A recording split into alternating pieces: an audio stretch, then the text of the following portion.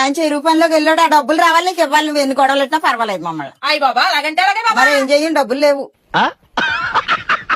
Hello Padmakka, ఇలా డోక్రా meeting ఉంది, మధ్యాహ్నం 12 10 మంది ఉండాలంట. ఏ కూతురింటికి వెళ్ళావా? ఇలాంటప్పుడే కూతురింటికి వెళ్ళాను, కొడుకింటికి వెళ్ళాను అంటావు. లోన్ తీసుకునేటప్పుడు మాత్రం ఊరికి ముందు నువ్వే ఉంటావు. ఈ ప్రెసిడెంట్ సెక్రటరీ లాగా డోక్రాకి ప్రెసిడెంట్ సెక్రటరీ అని పెట్టారమ్మా. అందులో మిగిలిది లేదు, సచ్చిది లేదు. మీటింగ్లు అంటా తిరగలేకపోతున్నాం, సంతకాలు ఎట్లయిపోతున్నాం. శాంతంకే 60 ఏళ్ళు వచ్చేసినాయి కదా, డోక్రాలోంచి తీసేస్తారు. మరి దాని మనవరాలు గట్ట పెట్టుకుంటో లేకపోతే పయ్యోళ్ళ పిల్లల్ని ఎట్టమంటుందో కనుక్కోండి. మరి పొదుపు డబ్బులు అన్ని నాయే అంటది ఎప్పుడు.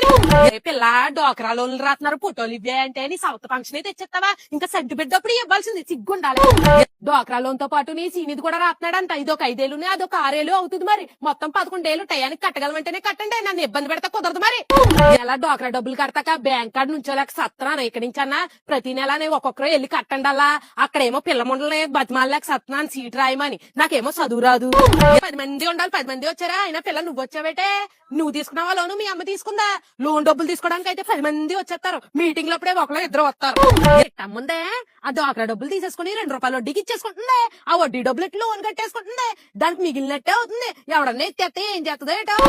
డబ్బులు ప్రతి నెల 5వ తారీఖు కల్లా పంపేలా పంపుతులేదు. 10వ తారీఖు దాకా పంపుతులేదు. ఏదో ఇంట్లో గుడ్లు ఎట్టేస్తున్నట్టు. లోన్లు ఇచ్చే ముందు ఏళ్ళు ముద్రలు ఏమంటారు కదా, వీళ్ళేమో వచ్చి ఏళ్ళు పెడతారు. ఆ ఏమో పడవ, వీళ్ళేమో ఇంటికాడ గిన్నెలు బరాబరా తోమేసి వస్తారు. ముద్రలు ఎలా పడితే పడ